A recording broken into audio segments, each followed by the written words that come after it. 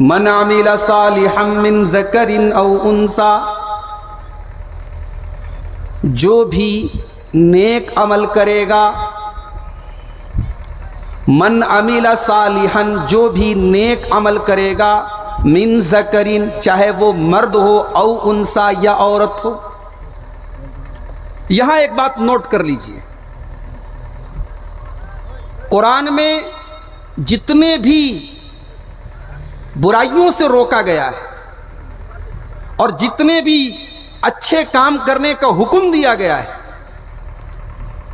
وہ سارے حکم مہیلاؤں کے لیے بھی ہیں، پروشوں کے لیے بھی ہیں، مردوں کے لیے بھی ہیں، عورتوں کے لیے بھی ہیں۔ ایسا نہیں ہے کہ اگر قرآن میں یہ لکھا ہے کہ نماز قائم کرو، نماز پڑھو، تو صرف مردوں کو پڑھنا ہے، عورتوں کو نہیں پڑھنا ہے، ایسا نہیں ہے۔ قرآن میں اگر یہ لکھا ہے کہ وعدہ پورا کرو تو صرف مردوں کو وعدہ پورا کرنا ہے، عورتوں کو نہیں کرنا ہے، ایسا نہیں ہے۔ شریعت کا، قرآن کا، حدیث کا ہر حکم مرد کے لیے بھی ہے، عورت کے لیے بھی ہے۔ ہاں، جہاں ڈفرنس ہوگا، کچھ ایسے بھی حکم ہیں جو مرد کے لیے خاص ہے، عورت کے لیے اس کا حکم نہیں ہے۔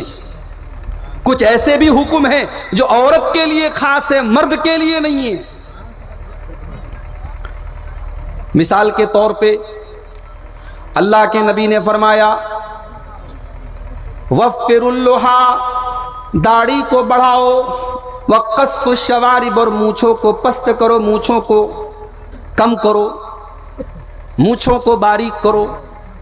اب ظاہر ہے یہ کامن سینس کی بات ہے کہ داڑھی اور مونچھ کا مسئلہ ہے تو عورتوں کے اوپر یہ اپلائی نہیں ہوگا۔ اسی طریقے سے اللہ کے نبی فرماتے ہیں کہ عورت رمضان کا روزہ اپنے ناپاکی کے ایام میں، اپنے حیض کے ایام میں وہ نہیں رکھے گی، نماز بھی نہیں پڑھے گی، روزہ بھی نہیں رکھے گی، وہ بعد میں اپنے روزے کو پورا کرے گی، نماز کو پورا کرنے کی ضرورت نہیں ہے۔ اب ظاہر شریعت کا یہ حکم عورت کے لیے خاص ہے، اس کا مرد سے کوئی تعلق نہیں ہے۔ مرد کو 5 ٹائم کی نماز پڑھنا ہے، مرد کو رمضان کا 30 روزہ رکھنا ہے، پورے مہینے کا روزہ رکھنا ہے۔ یہاں جو حکم دیا گیا یہ عورت کے لیے، یہ مہیلاؤں کے لیے خاص ہے۔ اب آئیے اس آیت پر جو آیت میں آپ کے سامنے پڑھ رہا ہوں، قرآن کے 14ویں پارے کی آیت، سورۃ النحل کی آیت۔ اللہ فرما رہا ہے، من عمل صالحا من ذکر او انثی، جو بھی نیک عمل کرے گا، چاہے وہ مرد ہو چاہے وہ عورت ہو۔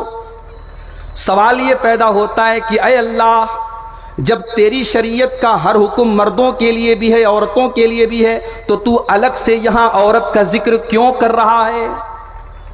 یہاں اللہ تعالیٰ الگ سے مرد اور عورت کا ذکر کر کے یہ کلیئر کر رہا ہے کہ آگے جو میں بات بتانے جا رہا ہوں، یہ بات مردوں کے لیے بھی ہے اور یہ بات عورتوں کے لیے بھی ہے، یہ دونوں کے اوپر لاگو ہوگی اور اس سے کسی کو چھٹکارا نہیں ہے۔ من عمل صالحا من ذکر او انثی، جو بھی مرد نیکی کرے گا اور جو بھی عورت نیکی کرے گی، وَهُوَ مُؤْمِنٌ، اور وہ ایمان کی حالت میں کرے گا۔ کورونا کی مصیبت آئی، ٹاٹا کمپنی کا مالک کروڑوں روپے کا چندہ دے رہا ہے، برلا کمپنی کا مالک کروڑوں روپے کے لوگوں کی مدد کر رہا ہے، اڈانی بھی مدد کر رہا ہے، امبانی بھی مدد کر رہا ہے، غریبوں کے گھروں میں اناج بھی پہنچایا جا رہا ہے، سردی کے موسم میں کمبل بھی بانٹا جا رہا ہے۔ لیکن وہی اڈانی، وہی امبانی، وہی ٹاٹا، وہی برلا، وہ پتھر کے بت کے آگے ہاتھ بھی جوڑ رہے ہیں، وہ غریبوں کی مدد بھی کر رہے ہیں، لیکن اللہ کے اوپر وہ ایمان نہیں رکھتے ہیں، وہ توحید کے اوپر ایمان نہیں رکھتے ہیں، وہ اللہ کو نہیں مانتے ہیں۔ اللہ فرما رہا ہے کہ تم نیک عمل کرو گے ایمان کے ساتھ، ایمان کا ہونا ضروری ہے، ایمان کا ہونا کنڈیشن ہے۔ ایمان کے بغیر تم کروڑوں روپے کا چندہ دے دو، تم کروڑوں روپے کا دان کر دو، ایمان کے بغیر تمہاری نیکی کا کوئی مہتو نہیں ہے، کوئی رول نہیں ہے۔ ایمان ہونا ضروری ہے، ایمان کے بغیر تمہاری نیکی کا ہمارے یہاں کوئی اعتبار نہیں ہوگا۔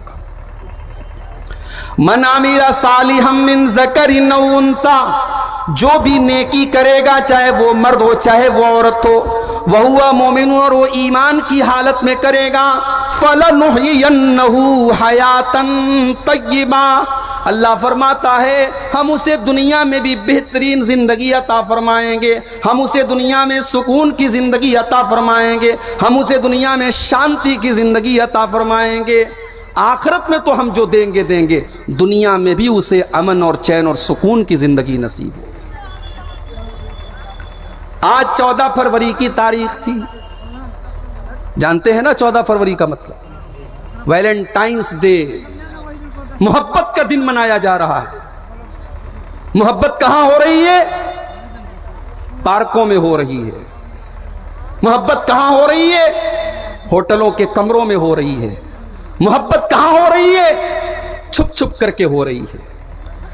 मेरे प्यारे भाइयों, ये 5-10 मिनट की लज्जत के लिए जो लोग आज 14 फरवरी को ज़िनाकारी कर रहे हैं, बदकारी कर रहे हैं, हो सकता है उनके शरीर को, उनकी हवस को हो सकता है कि शांति मिल जाए, हो सकता है कि उनकी वासना पूरी हो जाए, हो सकता है कि उनकी शहवत पूरी हो जाए, मगर गुनाह तो गुनाह ही रहेगा। उनको चैन मिलने वाला नहीं है, उनको सुकून मिलने वाला नहीं है।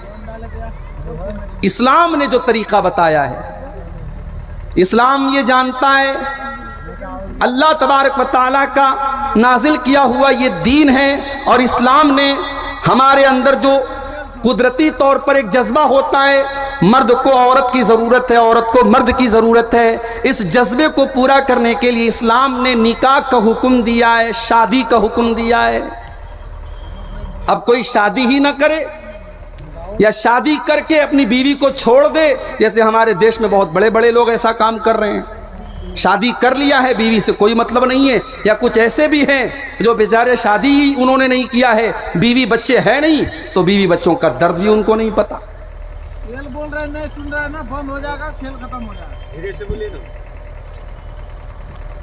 तो बीवी बच्चे पैदा करना और शादी करना और बीवी का हक अदा करना, यह भी शरीयत का हुक्म है। अगर कोई आदमी यह समझता है मैं शादी न करूं और रात रात भर मैं तहज्जुद पढ़ूं, तो मेरे भाइयों ये नेकी नहीं है, ये सवाब नहीं है, ये शरीयत नहीं है। शरीयत यह है कि आप बीवी का हक अदा करें, आप बच्चों का हक अदा करें।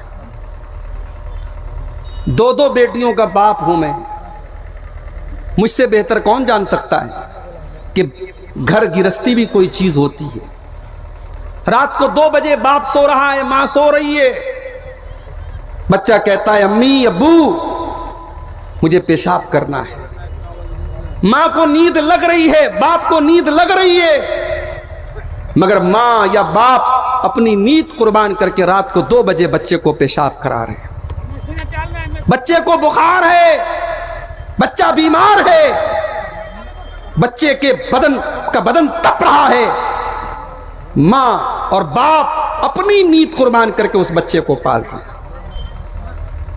मेरे प्यारे भाइयों, बच्चों की परवरिश करना, बीवी का हक अदा करना, यह भी शरीयत का हुक्म है, और इस पर भी आपको सवाब मिलेगा। जाड़े का मौसम आया, आपने बच्चे को स्वेटर लाके दे दिया। गर्मी का मौसम आया, आपने कॉटन के कपड़े ला करके अपनी बीवी को दे दिए। आपको ये लगता है कि आपने बीवी को जो कपड़ा ला करके दिया, बच्चों को जो कपड़ा ला करके दिया, वो तो दुनिया का काम है। नहीं, वो दुनिया का काम नहीं, वो दीन का काम है, वो सवाब का काम है। उसके ऊपर भी आपको सवाब मिलेगा, उसके ऊपर भी आपको सवाब मिलेगा। अल्लाह के प्यारे नबी सल्लल्लाहु अलैहि वसल्लम फरमाते हैं कि 1 दीनार तुम अल्लाह के रास्ते में खर्च करते हो, 1 दीनार से तुम किसी गरीब की मदद करते हो, और 1 दीनार से तुम किसी की गर्दन आजाद करते हो, और 1 दीनार तुम अपने बाल बच्चों के ऊपर, अपने परिवार के ऊपर खर्च करते हो। अल्लाह के नबी फरमाते हैं सबसे ज्यादा सवाब तुम्हें उस दीनार का मिलेगा जो दीनार तुमने अपने बच्चों पर खर्च किया, अपनी बीवी पर खर्च किया, उनकी जायज जरूरतों के ऊपर आपने खर्च किया। बीवी बच्चों का हक अदा करना भी मेरे भाइयों शरीयत है। अल्लाह के नबी के दौर में एक सहाबी थे, शादी हो गई है, बीवी से कोई मतलब नहीं, बीवी से कोई मतलब नहीं। बीवी बेचारी रात में आ रही है, शौहर तहज्जुद की नमाज पढ़ रहा है, रात रात भर तहज्जुद पढ़ रहा है। बीवी दिन में सोचती है शौहर के साथ प्यार करूं, मोहब्बत करूं, शौहर की तवज्जो हासिल करूं। शौहर दिन में रोजा रखता है, रात में तहज्जुद पढ़ता है। शौहर का नाम क्या था? अबू दरदा, और बीवी का नाम क्या था? उम्मे दरदा। अबू दरदा रात को तहज्जुद पढ़ रहे हैं, दिन को रोजा रखते हैं, बीवी का हक अदा नहीं करते हैं। हजरत सलमान फारसी उनके साथी थे, उनके दोस्त थे। सलमान फारसी एक दिन अपने दोस्त से मिलने के लिए आए। जब घर आए तो देखा कि दोस्त की बीवी का चेहरा बिल्कुल उतरा हुआ है, बाल बिल्कुल बिखरे हुए हैं। ऐसा लगता है कि कई दिनों से काजल भी नहीं लगाया है, कई दिनों से बालों में तेल भी नहीं लगाया है, बालों में कंघी भी नहीं किया है। पूछा, भाभी क्या बात है? अभी पर्दे का हुक्म नाजिल नहीं हुआ था, इसलिए कि जब पर्दे का हुक्म नाजिल हो गया तब दोस्त की बीवी को भी कोई देख नहीं सकता था। अभी पर्दे का मसला आजकल बहुत ज़्यादा चल रहा है। हमारे यूपी के अंदर चुनाव है, लोग अखिलेश यादव से पूछ रहे हैं। कर्नाटक में हिजाब का मसला है, आप क्या कहते हैं? लोग असदुद्दीन ओवैसी साहब से पूछ रहे हैं, लोग योगी आदित्यनाथ से पूछ रहे हैं। सबसे सवाल हो रहा है हिजाब के ऊपर। किसी ने बड़ा अच्छा फेसबुक के ऊपर लिखा था कि सवाल हिजाब का नहीं होना चाहिए, सवाल तो जॉब का होना चाहिए। कोरोना के दौर में लाखों करोड़ों लोगों की नौकरियां चली गईं। कोरोना के दौर में लोग भूखे मरे, उसकी चिंता नहीं है। यहां चुनाव यूपी के अंदर हो रहा है और मसला कर्नाटक का है, यहां आप हिजाब पर सवाल कर रहे हैं। सवाल हिजाब पर नहीं होना चाहिए, सवाल जॉब पर होना चाहिए। अभी मैं हिजाब के ऊपर भी आऊंगा और आपके शेरशाहबादी कौम में जो हिजाब नहीं है या जो हिजाब है वो कैसा है, इस पर भी मैं थोड़ी रोशनी डालूंगा। अभी मैं उस पर आऊंगा, लेकिन आप यहां इस पर गौर कीजिए कि दोस्त अपने दोस्त के घर गया है तो दोस्त की बीवी को देख रहा है। क्यों देख रहा है? क्योंकि अभी पर्दे का हुक्म नाजिल नहीं हुआ है। जब पर्दे का हुक्म नाजिल हो गया तब कोई दोस्त अपने दोस्त की बीवी को नहीं देख सकता था। सलमान फारसी ने देखा मेरे दोस्त की बीवी है और बाल बिल्कुल बिखरे हुए हैं, चेहरा बिल्कुल खराब बना हुआ है, आंखों में काजल भी नहीं है, न कोई मेकअप है, न कोई सजावट है। कहा, भाभी जान क्या बात है? शादीशुदा औरत अगर मेकअप ना करे, अपने शौहर के लिए सजे और सवरे ना, तो समझ लो कि वो अपने शौहर से मोहब्बत नहीं करती। अगर अपने शौहर के लिए एक शादीशुदा औरत अगर सजती नहीं है, संवरती नहीं है, अच्छे कपड़े नहीं पहनती है, और वही औरत जब मेले में जाती है, जब घूमने जाती है, जब बाजार जाती है, तब वो सजती है, संवरती है, तो ऐसी औरत बेहया है, ऐसी औरत इस्लाम के खिलाफ काम करती है। मुसलमान औरत तो वो होती है जो अपने शौहर के लिए सजती है, संवरती है। शादी के बाद औरत का काम है अपने शौहर को रिझाना, शौहर को खुश करना। सलमान फारसी ने पूछा, है उम्मे दरदा क्या बात है? आपकी आंखों में काजल भी नहीं है, आपके बालों में तेल भी नहीं है, आपने ऐसा लगता है कि कई दिनों से नहाया भी नहीं है, क्या बात है? मसला क्या है? माजरा क्या है? कहा है सलमान, क्या बताऊं? मैं शादीशुदा औरत हूं, मैं मेकअप करूं तो किसके लिए करूं, मैं काजल लगाऊं तो किसके लिए लगाऊं, मैं बालों में तेल किसके लिए लगाऊं? मेरे शौहर को तो मुझसे कोई मतलब ही नहीं है। रात में तहज्जुद पढ़ते हैं, दिन में रोज़ा रखते हैं, उनको तो अपनी बीवी से कोई मतलब ही नहीं है। का अच्छा ऐसा है? आने दो, मैं बताता हूं उसको। सलमान फारसी बैठे हुए हैं। थोड़ी देर के बाद हजरत अबू दरदा आए, देखा अरे मेरा दोस्त आया है, जल्दी से दस्तरखान लगाया, खाना लगाया। कहा दोस्त जल्दी से खाना खा लो। कहा नहीं मैं नहीं खाऊंगा। कहा क्यों? कहा आपको भी खाना पड़ेगा। कहा अरे भाई मैं रोज़ा हूं, रमज़ान का रोज़ा नहीं, नफली रोज़ा। आप जानते हैं नफली रोज़ा का मतलब समझते हैं ना? रमज़ान के अलावा भी कुछ रोज़ा रखा जाता है सवाब की नीयत से, ये अलग बात है। बहुत से लोग तो बेचारे रमज़ान का भी नहीं रखते हैं, वो तो फ़र्ज़ है। तो हज़रत अबू दरदा ने कहा मैं रोज़ा रखे हुए हूँ, मैं रोज़ा हूँ, आप खाइए। सलमान फारसी बोले नहीं, मैं नहीं खाऊंगा, जब तक आप नहीं खाएंगे मैं नहीं खाऊंगा, आपको भी खाना पड़ेगा। کہا میں تو روزہ ہوں، کا روزہ توڑ دیجئے، کوئی رمضان کا روزہ تو نہیں ہے، کوئی ضروری تو نہیں، آپ روزہ توڑ دیجئے۔ حضرت سلمان فارسی نے جان بوجھ کر کے روزہ توڑوایا اور دونوں دوستوں نے بیٹھ کر کے کھانا کھایا۔ جب کھانا کھا چکے اس کے تھوڑی دیر کے بعد مغرب کی نماز ہو گئی، عشاء کی نماز ہو گئی۔ عشاء کی نماز کے بعد حضرت ابو درداء انصاری کھڑے ہو کر کے تہجد کی نماز پڑھنے لگے۔ سلمان فارسی نے کہا رک جاؤ، ابھی تہجد کا ٹائم نہیں ہوا ہے، ابھی رک جاؤ۔ سلمان فارسی نے روک دیا، ابھی مت پڑھو، ابھی ٹائم نہیں ہوا ہے۔ تھوڑی سی اور رات گزر گئی، آدھی رات ہو گئی، 12 بج گئے۔ ابو درداء کھڑے ہونے لگے تہجد کے لیے۔ سلمان فارسی نے کہا نہیں، ابھی بھی آپ کو تہجد پڑھنے کی اجازت نہیں، ابھی آپ تہجد مت پڑھیے۔ تھوڑی دیر اور سمے بیت گیا، رات کے 2 بج گئے، 2:30 بج گئے، رات کا آخری پہر آ گیا۔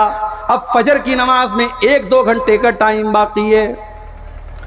حضرت سلمان فارسی نے کہا اے ابو درداء، اب چلو ہم دونوں نماز پڑھتے ہیں، اب تہجد کا سب سے بہترین ٹائم آ گیا ہے۔ دونوں ساتھیوں نے، دونوں دوستوں نے تہجد کی نماز پڑھی۔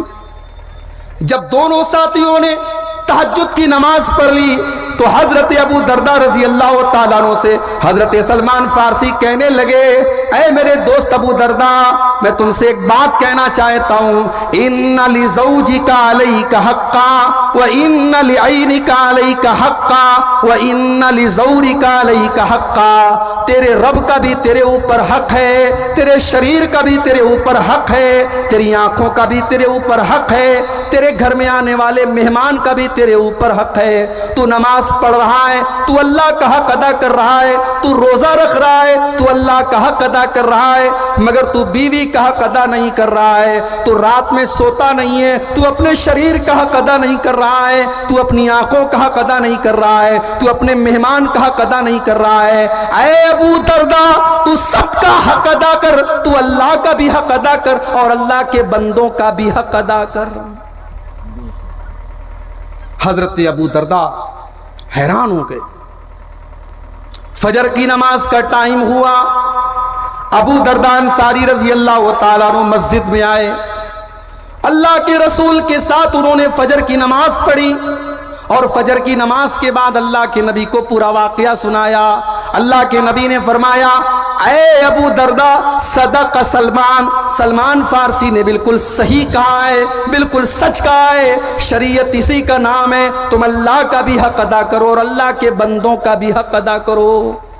میرے پیارے بھائیوں، یہ ہماری شریعت کا کمال ہے، یہ ہمارے دین کا کمال ہے۔ ہماری شریعت صرف نماز پڑھنے کا حکم نہیں دیتی ہے، ہماری شریعت تو کاروبار کرنے کا بھی حکم دیتی ہے، ہماری شریعت تو اپنے بچوں کے لیے محنت کرنے کا حکم بھی دیتی ہے، ہماری شریعت تو اپنے بال بچوں کے لیے اپنا خون پسینہ بہانے کا بھی حکم دیتی ہے۔ اگر جائز نیت کے ساتھ، اگر اللہ کو راضی کرنے کی نیت کے ساتھ آپ نوکری کرتے ہیں، آپ محنت کرتے ہیں، آپ دکان چلاتے ہیں، آپ مزدوری کرتے ہیں، انشاءاللہ اس مزدوری پر بھی آپ کو ثواب ملے گا، اس محنت پر بھی آپ کو ثواب ملے گا۔ تو میں بتانا کیا چاہتا ہوں میں کہ سکون آپ کو اسلام کے اندر ملے گا، سکون آپ کو شریعت کے اندر ملے گا میرے بھائی۔ بہت سارے لوگ یہ سمجھتے ہیں حرام کھا کر کے ہم چین سے رہیں گے، حرام کے پیسے سے ہم بلڈنگ بنا لیں گے، مکان بنا لیں گے، ہمارا مکان پورے گاؤں میں سب سے اچھا ہو جائے گا۔ میرے پیارے بھائیوں، تم مکان تو بنا لو گے، تم اچھا کھانا تو کھا لو گے، تمہاری عورتیں اچھا کپڑا تو پہن لیں گی، مگر اللہ کی قسم تمہارے گھر میں سکون نہیں آئے گا، تمہارے گھر میں سکون نہیں آئے گا۔ ابھی میں اتر پردیش میں ایک شہر ہے مئو، نام سنا ہے آپ لوگوں نے مئو کا؟ آپ کے علاقے میں بہت سارے لوگوں نے مئو میں پڑھا بھی ہوگا، تعلیم بھی حاصل کی ہوگی۔ مئو میں گیا، ابھی ایک پروگرام تھا میرا، وہاں ایک آدمی نے مجھے بڑے پوائنٹ کی بات بتائی۔ اس نے کہا مولانا میں تجربے کی بات بتا رہا ہوں، میں ایکسپیرینس کی بات بتا رہا ہوں، میں انوبھو کی بات بتا رہا ہوں۔ ہمارے مئو کے اندر بہت سارے سرکاری مدرسے ہیں اور سرکاری مدرسے میں پڑھانے والے بہت سارے ٹیچر ایسے ہیں جن کی سیلری 50,000 60,000 70,000 روپے ہے، مگر وہ مدرسے میں کبھی تیاری کر کے نہیں آتے ہیں، وہ محنت کر کے نہیں پڑھاتے ہیں، وہ بچوں کا حق مارتے ہیں، وہ کام چوری کرتے ہیں، وہ اپنا حق صحیح طریقے سے ادا نہیں کرتے ہیں، سیلری پا رہے ہیں، ان کو سرکار تنخواہ دے رہی ہے، مگر وہ اپنا حق ادا نہیں کر رہے ہیں۔ وہ آدمی مجھ سے کہنے لگا مولانا میں اپنا تجربہ آپ کو بتا رہا ہوں کہ ایسے کام چور مولویوں کے لڑکے اور لڑکیاں عام طور سے بگڑ جاتے ہیں۔ اس نے کہا میں تجربہ بتا رہا ہوں آپ کو، چلیے میں دکھا دوں آپ کو کہ ایسے مولویوں اور ایسے ماسٹروں کے بچے اور بچیاں آج بگڑ رہے ہیں، غلط راستے پر جا رہے ہیں۔ انسان گناہ کرتا ہے، انسان برائی کرتا ہے، میرے بھائیوں اس کا انجام اس کے بچوں کو بھگتنا پڑتا ہے، اس کی بیوی کو بھگتنا پڑتا ہے۔ یہ مت سمجھو ہم گناہ کر لیں گے بچ جائیں گے، گناہ کرنے کا انجام ہمیں آخرت میں جو ملے گا ملے گا، دنیا میں بھی ہمیں اور آپ کو بھگتنا پڑے گا۔ بچوں کی بڑی چنتا ہے نا ہمیں، بھئی بچوں کے لیے آدمی کیا کیا کرتا ہے۔ کتنے لوگ تو بیچارے LIC لے لیتے ہیں بچوں کے لیے، 20 سال کے بعد ہماری لڑکی کی شادی ہوگی، جہیز دینا پڑے گا، چلو ہم LIC کی پالیسی لے لیتے ہیں، 20 سال کے بعد ہم کو 50 لاکھ روپیہ مل جائے گا، ہم لڑکی کی شادی دھوم دھام سے کر دیں گے۔ بڑی چنتا ہے تمہیں اپنے بچوں کی۔ میرے پیارے بھائیوں، اگر اپنے بچوں کی چنتا ہے آپ کو تو ان کے لیے LIC کی پالیسی لینے کی ضرورت نہیں ہے، بچوں کے نام پر پراپرٹی لینے کی ضرورت نہیں ہے، بچوں کے نام پر پیسہ اسٹور کرنے کی ضرورت نہیں ہے۔ اگر آپ کو اپنے بچوں کا فیوچر بنانا ہے، اگر آپ کو اپنے بچوں کا بھوشیہ بنانا ہے تو میں آپ کو طریقہ بتا رہا ہوں، بچوں کا بھوشیہ بن جائے گا۔ طریقہ نوٹ کر لو۔ اگر آپ اپنے بچوں کا بھلا کرنا چاہتے ہیں، آپ نیکی کے کام کیجئے، آپ اللہ کو راضی کر لیجئے، آپ کی نیکی کا ثواب آپ کے بچوں کو ملے گا۔ اب آپ پوچھیں گے مولوی صاحب یہ کون سی بات ہوئی، نیکی ہم کریں گے اور اس کا فائدہ بچوں کو ملے گا، یہ بات تو سمجھ میں نہیں آتی۔ چلیے میں آپ کو مثال دے دیتا ہوں۔ آج کون سا دن ہے؟ سوموار ہے، منگل ہے۔ جمعہ کے دن سورہ کہف پڑھی جاتی ہے۔ کوئی بتا سکتا ہے سورہ کہف پڑھنے کا کیا فائدہ ہے جمعہ کے دن؟ بہت تقریر سنتے ہیں ہمارے شیر آبادی بھائی لوگ، ایک مہینے میں 30 دن جلسے ہوتے ہیں۔ بنگالی مقرر لوگ ہمارے بیچارے جب ہم سے ملتے ہیں، میں تو اب کم آ رہا ہوں نوکری میں ہونے کی وجہ سے، یہ سب بیچارے بولتے ہیں مولوی صاحب ہمارا ایک بھی پھاقہ نہیں ہے، ہمارا ایک بھی پھاقہ نہیں، پورا ایک تاریخ سے لے کے 30 تاریخ تک 31 تاریخ تک پروگرام ہے۔ بہت پروگرام ہوتے ہیں آپ کے شیر آبادی قوم میں۔ کوئی بتا سکتا ہے سورہ کہف پڑھنے کا فائدہ کیا ہے جمعہ کے دن؟ مولوی صاحب نہیں بتائیں گے، میں عام پبلک سے پوچھ رہا ہوں۔ اتنی بڑی پبلک یہاں موجود ہے، 100-150 جو لوگ بھی موجود ہیں، آپ بتائیں، کوئی بھی آدمی بتائے جمعہ کے دن سورہ کہف پڑھنے کا کیا فائدہ ہے؟ بولو بھائی، بنگلہ میں ہی بول دو، میں ترجمہ کروا لوں گا۔ بول دو۔ نور عطا فرمائے۔ نور مطلب روشنی۔ جمعہ کے دن جو آدمی سورہ کہف پڑھے گا، اگلے جمعہ تک اللہ تعالیٰ اسے روشنی دے گا۔ اب یہ کون سی روشنی دے گا؟ وہ ہمیں نظر آنے والی روشنی نہیں ہے، ہماری ہر چیز کے اندر اللہ تعالیٰ برکت دے گا، برکت کی روشنی دے گا، بھلائی کی روشنی دے گا۔ سورہ کہف جمعہ کے دن ضرور پڑھا کرو میرے بھائی، ٹائم نکالا کرو، آدھا گھنٹہ 20 منٹ لگے گا آپ کو، پڑھ لیا کرو۔ سورہ کہف میں اللہ تعالیٰ نے ایک واقعہ بیان کیا ہے۔ اللہ کے ایک نبی ہیں حضرت موسیٰ علیہ السلام، اور دوسرے نبی ہیں حضرت خضر علیہ السلام، دونوں نبی ہیں۔ حضرت موسیٰ بھی نبی ہیں اور حضرت خضر بھی نبی ہیں، دونوں جا رہے ہیں، راستے میں گاؤں پڑا۔ گاؤں کے لوگ کنجوس تھے، مکھی چوس تھے، مہمانوں کے ساتھ بدتمیزی کرتے تھے، مہمانوں کو عزت نہیں دیتے تھے۔ یہ دونوں بیچارے بھوکے پیاسے سفر کر کے جا رہے تھے۔ جب گاؤں میں پہنچے کہا بھائی ہم لوگوں کو بھوک لگی ہے، دور سے آئے ہیں، کھانا کھلا دو۔ گاؤں والے بخیل تھے، کنجوس تھے، انہوں نے کہا جاؤ چلے آتے ہیں منہ اٹھا کر کے، پتہ نہیں کہاں سے آئے، ہم چلے ان کو کھانا کھلانے۔ گاؤں والوں نے انکار کر دیا۔ حضرت موسیٰ علیہ السلام اور حضرت خضر علیہ السلام دونوں بھوکے ہیں اور گاؤں والے کنجوس ہیں، لالچی ہیں، انہوں نے کھانا نہیں کھلایا۔ دونوں بیچارے تھکے ہارے ایک مکان کی دیوار کا سہارا لے کر کے بیٹھ جاتے ہیں۔ اچانک حضرت خضر نے دیکھا کہ مکان کی دیوار گرنے والی ہے، مکان کی دیوار ٹیڑھی ہو چکی ہے اور گرنے والی ہے۔ حضرت خضر اٹھے اور اللہ تعالیٰ نے ان کو پاور دیا تھا، طاقت دیا تھا، ان کے شریر کے اندر طاقت تھی۔ انہوں نے کھڑے ہو کر کے دیوار کو سیدھا کر دیا، پوری دیوار کو اپنے ہاتھ سے انہوں نے سیدھا کر دیا، دیوار صحیح کر دیا انہوں نے۔ حضرت موسیٰ علیہ السلام کو بڑا غصہ آیا، انہوں نے کہا آپ کو کیا ضرورت تھی ان کے ساتھ بھلائی کرنے کی؟ دیوار گرتی تھی تو گر جاتی، آپ کو کیا ضرورت تھی ان کے ساتھ بھلا کرنے کی؟ ایک نمبر کے کنجوس لوگ ہیں، ہمیں کھانا تک نہیں کھلایا اور آپ نے ان کی دیوار کو صحیح کر دیا۔ ارے دیوار کو صحیح کرنے کے پہلے پیسہ طے کر لیتے، اجرت طے کر لیتے، اجرت طے کر لیتے، پیسہ طے کر لیتے، اس کے بعد آپ دیوار صحیح کرتے۔ آپ کو ایسا نہیں کرنا چاہیے تھا۔ اب حضرت خضر نے کیا جواب دیا ہے، ببنی والو ذرا اس جواب کو سنو۔ حضرت خضر نے جواب دیا وَأَمَّا الْجِدَارُ فَكَانَ لِغُلَامَيْنِ يَتِيمَيْنِ فِي الْمَدِينَةِ وَكَانَ تَحْتَهُ كَنْزٌ لَهُمَا۔ اے موسیٰ، وہ مکان، جس مکان کی وہ دیوار تھی، وہ مکان دو یتیم بچوں کا تھا، دو اناتھ بچوں کا تھا۔ ان کے پتا کا انتقال ہو چکا تھا، ان کے باپ کا انتقال ہو چکا تھا۔ دو یتیم بچوں کے مکان کی دیوار تھی۔ وَكَانَ أَبُوهُمَا صَالِحًا، اور ان کا باپ ایک نیک آدمی تھا، ایک اللہ والا آدمی تھا، ایک نمازی آدمی تھا، نیکی کرنے والا آدمی تھا۔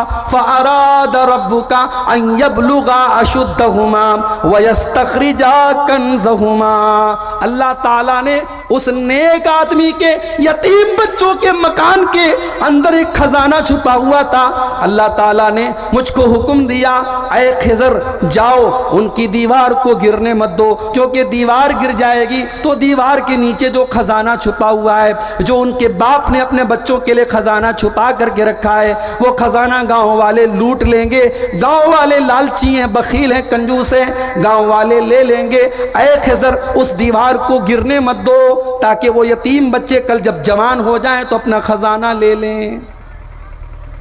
بات سمجھ میں آ رہی ہے؟ باپ نیک تھا تو باپ نے اپنے بچوں کے بھوشیہ کے لیے جو خزانہ چھپا کر کے رکھا تھا، اللہ تعالیٰ نے اس خزانے کو برباد ہونے نہیں دیا۔ میرے بھائیوں، اگر ہم اپنے بچوں کا بھلا کرنا چاہتے ہیں تو اپنے آپ کو ہم نیک بنائیں، ہم نیک بن جائیں، ہم نمازی بن جائیں، ہم ایماندار بن جائیں، ہم سچے بن جائیں، انشاءاللہ ہمارے بچوں کی بھی حفاظت ہوگی اور ہمارے بچوں کو اللہ تعالیٰ ہر طریقے کے نقصان سے بچائے گا۔ گاؤں میں جلسہ ہو رہا ہے، عصر کی نماز میں 4 آدمی تھے مسجد کے اندر، کیا پورے ٹولہ میں صرف 4 لوگ نماز پڑھتے ہیں؟ بھائی میں نے تو قرآن اور حدیث میں یہ پڑھا ہے کہ جوان آدمی ہو گیا، لڑکا جوان ہو گیا، لڑکی جوان ہو گئی، بالغ ہو گئے، نماز اس کے اوپر فرض ہو گئی۔ لڑکا جوان ہو گیا، لڑکی جوان ہو گئی، نماز فرض ہو گیا۔ بلکہ اگر بچے 7 سال کے ہو جائیں تو اللہ کے نبی فرماتے ہیں مروا اولادکم بالصلاۃ وہم ابناء 7 سنین، جب تمہارے بچے 7 سال کے ہو جائیں تو ان کو نماز کا حکم دو، اور 10 سال کے ہو جائیں اور نماز نہ پڑھے تو ان کی پٹائی کرو۔ شریعت تو یہ کہتی ہے بچے 7 سال کے ہو جائیں تو نماز کا حکم دو، 10 سال کے ہو جائیں نماز نہ پڑھیں تو پٹائی کرو۔ یہاں مسجد میں 3 آدمی نماز پڑھ رہے تھے، مجھے بتاؤ میرے بھائیوں ہم اللہ کو کیا جواب دیں گے؟ اتنا بڑا جلسہ ہم کر رہے ہیں، بنارس سے اور کہاں کہاں سے ہم علماء کو بلا رہے ہیں، اور ہمارا حال یہ ہے ہم نماز نہیں پڑھتے اور محبت بہت کرتے ہیں اپنے نبی سے، ہم نبی سے پیار بہت کرتے ہیں ہم۔ میرے بھائیوں کل قیامت کے دن اللہ کی بارگاہ میں ہم اپنے نبی کو کیا جواب دیں گے؟ اللہ کے نبی جب دنیا سے جا رہے تھے، آپ کا آخری وقت تھا، انتقال ہونے والا تھا، آپ اتنے بے چین تھے، اما عائشہ فرماتی ہیں کہ آپ چادر کو کبھی اوڑھ لیتے تھے، کبھی پھینک دیتے تھے، بے چینی کا یہ عالم تھا۔ بے چینی کے اس عالم میں اللہ کے نبی فرماتے ہیں الصلاۃ وما ملکت ایمانکم، او لوگو تم نماز کی پابندی کرنا، تم نماز کی پابندی کرنا، تم اپنے ماتحتوں کا خیال رکھنا، تم سماج کے جو کمزور لوگ ہیں، جو نچلے لوگ ہیں، جو سماج کے کمزور لوگ ہیں، تم ان کا خیال رکھنا۔ میرے نبی اپنے آخری وقت میں نماز کا حکم دے کے جا رہے ہیں، اور آج ہم نماز سے دور ہیں، مسجد میں 3-4 لوگ نماز پڑھ رہے ہیں۔ میرے بھائیوں، ہمیں اور آپ کو اس پر بھی غور کرنے کی ضرورت ہے۔ نوجوان لڑکے ہمارے کہاں جا رہے ہیں؟ لڑکیاں کہاں جا رہی ہیں ہماری؟ اب تو سب کے پاس موبائل ہو گیا، اب تو گناہ کرنا آسان ہو گیا۔ پہلے جو کام بڑی مشکل سے ہوتا تھا، اب موبائل نے اس کام کو آسان کر دیا ہے۔ سب کے پاس واٹس ایپ ہے، سب کے پاس موبائل ہے، سب کے پاس انسٹاگرام ہے۔ اب لڑکے لڑکیوں میں دوستی ہو رہی ہے۔ پہلے تو لوگ شرماتے تھے، پہلے تو لوگ چھپاتے تھے، اب کوئی چھپاتا نہیں ہے۔ اب لڑکے بڑے فخر سے کہتے ہیں تجھے پتا ہے میری 3 گرل فرینڈز ہیں۔ اب لڑکیاں فخر سے اپنی سہیلیوں کو بتاتی ہیں میں نے فلاں کو بیوقوف بنایا، میں نے فلاں کو بیوقوف بنایا۔ بنا لو سب کو بیوقوف، مگر ایک ذات ہے، وہاں ہم کو جانا ہے اور اپنی انگلیوں سے کرنے والے ہر ٹچ کا جواب دینا ہے۔ کل قیامت کے دن جب ہماری زبانیں خاموش ہو جائیں گی، کل قیامت کے دن ہماری انگلیاں بولیں گی ان سے ہم نے کیا کیا ٹچ کیا ہے۔ اليوم نختم على افواههم وتكلمنا ايديهم وتشهد ارجلهم بما كانوا يكسبون۔ میرے بندو، ہم قیامت کے دن تمہارے منہ کے اوپر تالا لگا دیں گے، تمہارے منہ کو بند کر دیں گے، تمہاری زبان سے کوئی جملہ نہ نکلے گا۔ کل قیامت کے دن تمہارا ہاتھ بولے گا تم نے اس سے کہاں کہاں ٹچ کیا تھا، تمہارا پیر بولے گا تم کہاں کہاں چل کر کے گئے تھے، ہاتھ بولے گا، پیر بولے گا، تمہارے بدن کے چمڑے بولیں گے، تمہارا پورا شریر گواہی دے گا تم نے کیا کیا کیا تھا۔ ہاتھ گواہی دے گا، پیر گواہی دے گا، شریر گواہی دے گا۔ اور یہی نہیں، آپ نے جس کمرے میں بیٹھ کر کے گندا کام کیا تھا، جس دھرتی پر بیٹھ کر کے آپ نے غلط کام کیا تھا، وہ دھرتی بھی کل قیامت کے دن گواہی دے گی۔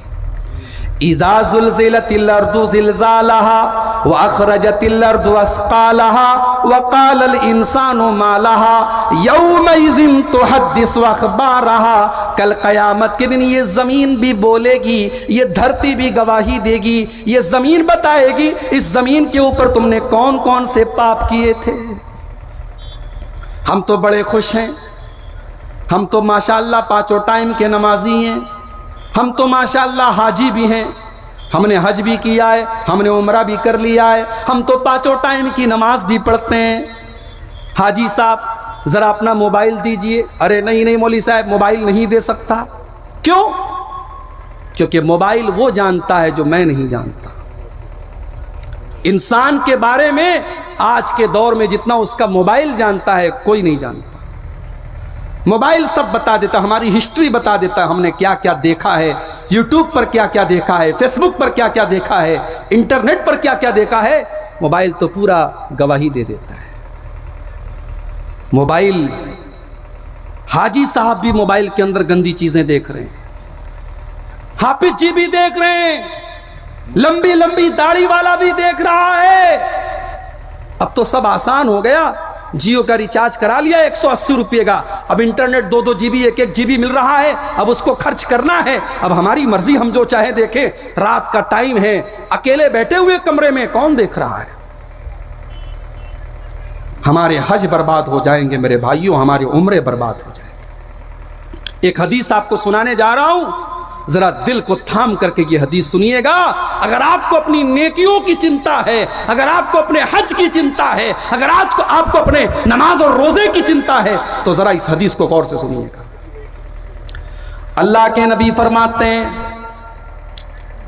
ابن ماجہ کی روایت ہے، قیامت کے دن میری امت کے کچھ لوگ آئیں گے یاتونا بحسنات امثال جبال تہامۃ بیزن، کل قیامت کے دن میری امت کے کچھ لوگ آئیں گے جو پہاڑوں کے برابر نیکیاں لے کر کے آئیں گے، حج بھی لے کر کے آئیں گے، عمرہ بھی لے کر کے آئیں گے، روزہ نماز اور تلاوت بھی لے کر کے آئیں گے، پہاڑوں کے برابر نیکیاں لے کر کے آئیں گے۔ فَيَجْعَلُهَا اللَّهُ عَزَّ وَجَلَّ هَبَاءً مَنْثُورًا، اللہ تعالیٰ ان کی نیکیوں کو برباد کر دے گا، ان کی نیکیوں کو اڑا دے گا، ان کی نیکیاں دھول کی طرح اڑ جائیں گی، جیسے دھول اڑتی ہے سڑک کے اوپر جب گاڑیاں چلتی ہیں، آپ نے دیکھا ہوگا دھول اڑتی ہے، اللہ کے نبی نے فرمایا دھول کی طرح ان کی نیکیاں اڑ جائیں گی۔ صحابی نے سوال کیا، اے اللہ کے نبی صفہم لنا وجلہم لنا، اے اللہ کے نبی وہ کون بد نصیب لوگ ہوں گے جو پہاڑوں کے برابر نیکیاں لے کر کے آئیں گے مگر اللہ تعالیٰ کہ یہاں ان کی نیکیاں شمار نہیں کی جائیں گی۔ بھئی اصل چیز تو رزلٹ ہوتا ہے نا۔ یو پی کے اندر چناؤ ہونے والا ہے، سب کو 10 تاریخ کی فکر ہے، 10 کو کیا رزلٹ آئے گا۔ الیکشن کے بعد رزلٹ کی فکر ہوتی ہے، ایگزام کے بعد رزلٹ کی فکر ہوتی ہے، کیونکہ رزلٹ کے اوپر سب ڈیپینڈ ہوتا ہے، رزلٹ کیا آنے والا ہے، پریڑام کیا آنے والا ہے۔ ہم دنیا میں نیکی کریں اور کل قیامت کے دن اللہ تعالیٰ کے کیلکولیٹر میں، اللہ تعالیٰ کے میٹر میں، اللہ تعالیٰ کے ہمارے نام اعمال میں ہماری نیکیوں کے کالم میں 0 لکھا ہو، اور وہاں لکھا ہو اس نے کوئی نماز نہیں پڑھی، اس نے کوئی روزہ نہیں رکھا، اس نے کوئی حج نہیں کیا، تو میرے بھائیوں یہ تو بڑی بدنصیبی کی بات ہو جائے۔ کسان بیچارہ محنت کرے، اپنے کھیتوں پہ رات دن محنت کرے، اور جب فصل کاٹنے کا ٹائم آئے تو جا کے دیکھے پورے کھیت میں آگ لگ گئی ہے، پوری فصل برباد ہو گئی ہے، تو بتاؤ اس کسان کے دل پر کیا گزرے گی۔ صحابی نے پوچھا، اے اللہ کے نبی وہ کون بد نصیب لوگ ہوں گے جو پہاڑوں کے برابر نیکیاں لے کر کے آئیں گے مگر ان کی نیکیوں کو اللہ تعالیٰ برباد کر دے گا۔ آپ نے فرمایا اما انہم اخوانکم ومن جلدتکم، اے میرے صحابہ وہ تمہارے ہی بھائی ہوں گے، وہ تمہارے ہی جیسے لوگ ہوں گے، یصلون کما تصلون، وہ تمہاری طرح نماز پڑھیں گے، وہ تمہاری طرح روزہ رکھیں گے، وہ تمہاری طرح راتوں میں عبادت بھی کریں گے، ولکنہم اذا خلو بمحارم اللہ انتہکوہا، لیکن وہ اکیلے میں گندے کام کریں گے، وہ تنہائی میں گندے کام کریں گے، اکیلے میں وہ موبائل پر گندی تصویریں دیکھیں گے، اکیلے میں وہ لڑکیوں سے چیٹنگ کریں گے، اکیلے میں وہ زنا کریں گے، اکیلے میں وہ بدکاریاں کریں گے، ان کی تنہائیاں گناہوں سے بری ہوں گی، وہ تنہائی میں غلط کام کریں گے۔ میرے بھائیوں حساب تو دینا پڑے گا۔ رزلٹ آتا ہے دنیا میں، اسٹوڈنٹ کو پتا چل جائے میں پاس ہو گیا، اسٹوڈنٹ خوش ہو جاتا ہے، گھر میں آ کے بتاتا ہے باپ کو بڑی خوشی کے ساتھ، ابا جان میں پاس ہو گیا، میں انٹر کا رزلٹ آ گیا ہے، آپ کا بیٹا پاس ہو گیا۔ بچی آتی ہے باپ سے کہتی ہے خوش ہو کر کے ابا جان میں پاس ہو گئی، خوشی ہوتی ہے بھئی، کامیابی کی خوشی ہوتی ہے۔ ایک لڑکے کا رزلٹ آنے والا تھا،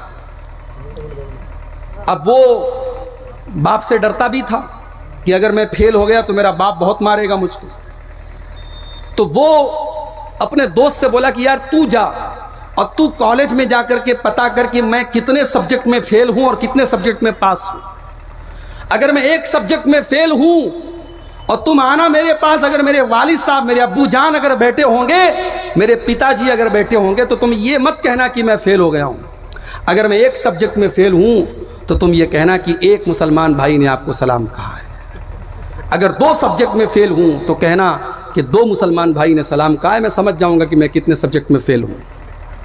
دوست گیا، رزلٹ دیکھ کے آیا تو اس کا باپ بیٹھا تھا، کہا رہے یار پوری امت نے تجھے سلام بھیجا ہے، سمجھ رہے ہیں، پوری امت نے تجھے سلام بھیجا ہے، یعنی سارے سبجیکٹ میں تو فیل ہو گیا ہے۔ تو فیل ہونے کی اداسی اور پاس ہونے کی خوشی اسٹوڈنٹ جانتے ہیں، الیکشن میں رزلٹ آئے گا، جو جیتیں گے وہ خوشیاں منائیں گے، جو ہاریں گے وہ افسوس کریں گے، دنیا کا دستور ہے۔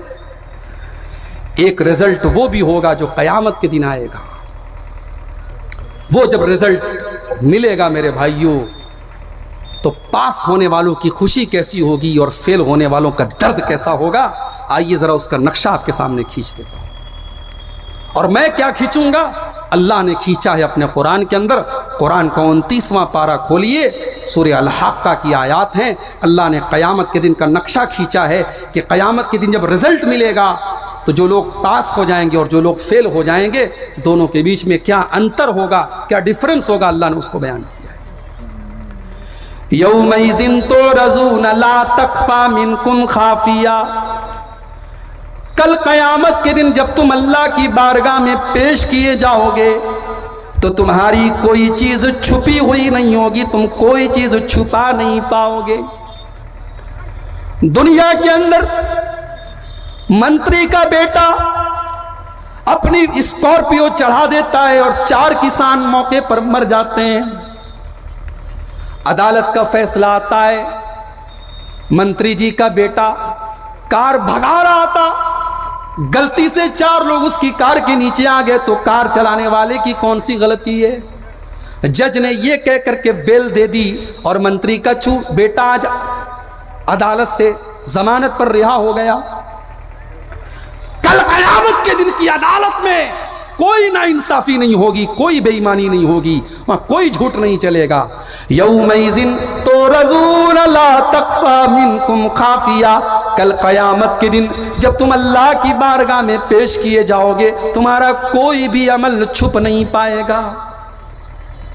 فَأَمَّا مَنْ أُوتِيَ كِتَابَهُ بِيَمِينِهِ، جس کا نام اعمال اس کے داہنے ہاتھ میں دے دیا جائے گا، اس کے رائٹ ہینڈ میں دے دیا جائے گا، اس کے سیدھے ہاتھ میں دے دیا جائے گا۔ فیقول، وہ کہے گا، ہاؤم اقرؤوا کتابیہ انی ظننت انی ملاق حسابیہ، او لوگو یہ دیکھو، یہ میرا رزلٹ ہے، یہ میرا نام اعمال ہے، میں تو پاس ہو گیا، میں تو کامیاب ہو گیا، مجھے یقین تھا مجھے یہی حساب ملے گا۔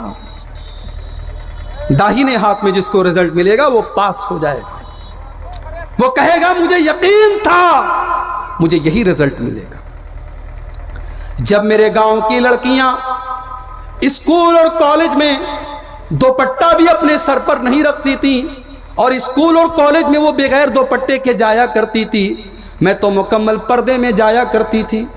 اور شاید مسکان نام کی وہ لڑکی بھی کل قیامت کے دن کھڑی ہوگی اور اللہ کی بارگاہ میں کہے گی، اے اللہ، جب 40 گنڈے اپنے جھنڈے لہرا رہے تھے اور نعرے لگا رہے تھے اور میں اکیلی تھی اور وہاں پر کوئی میرا سپورٹ کرنے والا بھی نہیں تھا، میں حجاب میں تھی، میں برقعے میں تھی، میرے اوپر دباؤ ڈالا جا رہا تھا، میں حجاب اتار دوں، میں برقع اتار دوں، میں پردہ چھوڑ دوں، اے اللہ ان 40-50 گنڈوں کے بیچ میں تیری اس بندی نے اللہ اکبر کا نعرہ بھی لگایا تھا اور بڑی شان سے اپنے کالج میں داخل ہوئی تھی، اے اللہ میں نے اپنے حجاب کو اتارا نہیں تھا، میں نے اپنے پردے کو اتارا نہیں تھا۔ پردہ کرنے والیاں تو بیچاری کالج میں پردہ کر رہی ہیں، ڈنڈے کھا رہی ہیں۔ ابھی آج کی نیوز ہے، کرناٹک کے اسکول میں لڑکی گئی پردے میں، حجاب میں، اسکول کی ٹیچر نے کہا نہیں آپ کو حجاب اتارنا پڑے گا تب ہم آپ کو اسکول میں جانے دیں گے۔ آج یہ بھی ہمارے لیے چلو بھر پانی میں ڈوب مرنے کی بات ہے، ہمارے لیے چلو بھر پانی میں ڈوب مرنے کی بات ہے۔ ہماری مسلمان لڑکیاں آج مجبور ہیں ایسے کالج میں پڑھنے کے لیے، ایسے اسکول میں پڑھنے کے لیے جہاں اسکول کی ٹیچر اور کالج کا پرنسپل مجبور کر رہا ہے ان کو کہ آپ کو ہمارے اسکول کے قانون پر چلنا پڑے گا، آپ اپنی شریعت کا قانون اپنے گھر میں چلائیے، ہمارے اسکول میں آپ کو اسکول کے ڈریس میں آنا پڑے گا اور آپ کو اپنا حجاب چھوڑنا پڑے گا۔ مسلمان آج شادی کرتا ہے تو کئی لاکھ روپے خرچ کرتا ہے، ہر سال مسلمانوں کی شادیوں پر کئی ارب روپے خرچ ہوتے ہیں، جلسے اور کانفرنسوں پر کئی ارب روپے خرچ ہوتے ہیں، اپنے مکان کی ڈیزائننگ پر اور مکان کے ڈیکوریشن پر ہم کروڑوں روپے خرچ کرتے ہیں۔ جس قوم کا یہ حال ہو اس قوم کی بچیاں آج دھکے کھا رہی ہیں، اسکولوں کے باہر کھڑی ہیں، ان کو حجاب اتار کے تب اسکول میں جانا پڑ رہا ہے، چلو بھر پانی میں ڈوب مرنے کی بات ہے۔ کاش کہ ہم ہوش کے ناخن لیتے اور ہم اپنی بچیوں کو ایسا اسکول بنواتے، ایسا کالج بنواتے، ایسی یونیورسٹی بنواتے جہاں ہم آزادی دیتے کہ مسلمان لڑکی اگر پڑھے گی وہ حجاب میں آ سکتی ہے، ہماری طرف سے کوئی پابندی نہیں۔ آج افسوس کی بات ہے، ایک طرف وہ لڑکیاں ہیں جو حجاب کے لیے لڑ رہی ہیں، اور ایک طرف ہمارے اور آپ کے گھر میں لڑکیاں نکل رہی ہیں، جلسے میں آئی ہوئی ہیں، بن کر کے، سنور کر کے، چمکدار کپڑے پہن کر کے، ان کو پردہ کرنے کی ضرورت نہیں ہے۔ اور بڑے افسوس کی بات ہے، 50 سال کی بوڑھی عورت آتی ہے، وہ بیچاری اپنا چہرہ ڈھانپ کر کے آتی ہے، اپنے پلو کو لٹکا کر کے آتی ہے، اپنے بدن کو ڈھانپ کر کے آتی ہے، اور 18 اور 20 سال کی جوان لڑکی وہ سینہ تان کے چل رہی ہے، وہ اپنے جسم کی نمائش کر کے چل رہی ہے، وہ میک اپ کر کے سج کے سنور کے چل رہی ہے، اور جلسے میں بھی ایسے ہی جا رہی ہے، اور پروگراموں میں بھی ایسے ہی جا رہی ہے، اور بازار میں بھی ایسے ہی جا رہی ہے۔ میرے بھائیوں، مجھے محبت ہے آپ سے، اللہ کی قسم مجھے محبت ہے آپ کی قوم سے۔ میں بڑے فخر سے کہتا ہوں پورے ہندوستان میں کہ ہم نے ایک ایسی قوم کو بھی دیکھا ہے کہ کٹیہار سے لے کے پورنیہ، ارریہ، فاربیس گنج، کشن گنج، پورا ایک بیلٹ ہے، ہمارے لوگ ہیں، مسلمان ہیں، اہل حدیث ہیں، وہاں مزار نہیں ہے، وہاں قبر پرستی نہیں ہے، وہاں غلط کام نہیں ہے، مگر جب ہم آپ کے علاقے میں آتے ہیں اور ہم یہ دیکھتے ہیں کہ آپ کے یہاں پردہ نام کی کوئی چیز نہیں ہے تو ہمیں افسوس بھی ہوتا ہے میرے بھائی۔ کیوں؟ کیا اس پردے کا تعلق انصاری برادری سے ہے، شیخ برادری سے ہے، شیر شاہ وادی برادری سے نہیں ہے؟ پردہ کسی برادری کے لیے تو نہیں آیا ہے میرے بھائی، پردہ تو ساری امت کی عورتوں کے لیے آیا ہے۔ اور پردے کا مقصد کیا ہے؟ قرآن نے 1400 سال پہلے بتایا تھا، اور مسکان نام کی اس لڑکی نے آج بتا دیا۔ ٹک ٹاک پر اپنے بدن کی نمائش کرنے والی لڑکیاں شاید اتنی مشہور نہیں ہوئی ہیں جتنی مسکان نام کی وہ لڑکی آج مشہور ہو گئی ہے۔ آج دبئی کی سب سے اونچی جو عمارت ہے برج خلیفہ، آج برج خلیفہ پر بھی مسکان نام کی اس لڑکی کا فوٹو آیا اور اس کا نام آیا، اور دبئی کی حکومت نے بھی مانا کہ ہاں یہ لڑکی، اس نے ہمارا نام روشن کیا ہے۔ پردے کا مطلب جانتے ہیں کیا ہوتا ہے؟ پردے کا حکم کیوں دیا اللہ نے؟ آئیے ذرا آپ کو وہ آیت بھی آپ کو پڑھ کے سنا دیتا ہوں، کیونکہ حجاب کا مسئلہ چل رہا ہے، حجاب کا حکم کیوں آیا، اس پر بھی میں آپ کے سامنے ایک بات رکھنا چاہتا ہوں۔ قرآن کھولو، قرآن کا 22واں پارہ، سورہ احزاب کی آیت نمبر 59، اللہ فرماتا ہے یا ایھا النبی قل لازواجک وبناتک ونساء المؤمنین یدنین علیہن من جلابیبہن، اے نبی اپنی بیویوں سے کہہ دو، اے نبی اپنی بیٹیوں سے کہہ دو، اے نبی تمام مومنہ عورتوں سے کہہ دو، یدنین علیہن من جلابیبہن، جب وہ اپنے گھر سے نکلا کریں تو اپنے اوپر جلباب ڈال لیں، اپنے بدن کے اوپر چادر ڈال لیں، اپنے اوپر حجاب ڈال لیں، اپنے اوپر نقاب ڈال لیں، اپنے اوپر برقع ڈال لیں۔ آپ نام بدل دو، آپ نام پردہ رکھ دو، آپ نام حجاب رکھ دو، آپ نقاب نام رکھ دو، آپ برقع نام رکھ دو، مقصد یہ ہے ایسا اپنے بدن پر ایسا کپڑا ڈال دیں کہ ان کا شریر ڈھک جائے، ان کا بدن ڈھک جائے۔ یدنین علیہن من جلابیبہن، اے نبی مسلمان عورتوں سے کہہ دو جب وہ گھر سے نکلیں تو اپنے اوپر نقاب ڈال لیں۔ کیوں ڈال لیں؟ اس کا حکم کیوں دیا گیا؟ ذالک ادنی ان یعرفن فلا یؤذین، یہ حکم اس لیے دیا جا رہا ہے تاکہ دنیا سمجھ جائے یہ مسلمان لڑکی ہے، یہ شریف لڑکی ہے، یہ پردے والی لڑکی ہے، اور اس کو چھیڑنے کی کوئی جرات نہ کر سکے۔ میرے پیارے بھائیوں، میری پیاری ماں بہنوں، یہ پردہ تو آپ کو عزت دینے کے لیے آیا ہے، یہ پردہ تو آپ کی قیمت بتانے کے لیے آیا ہے۔ 1000 روپے والا موبائل ہوتا ہے، آدمی کہیں بھی رکھ لیتا ہے، اس کو ٹوٹ جائے کوئی بات نہیں، چلو دوسرا لے لیں گے۔ اور 1 لاکھ روپے کا آئی فون آتا ہے، اس کو کوئی تھوڑی ادھر ادھر رکھ دے گا، اس کے لیے بہترین کور لے گا، اس پہ مہنگا والا ٹیمپرڈ گلاس لگوائے گا، اس کو سنبھال کر کے رکھے گا۔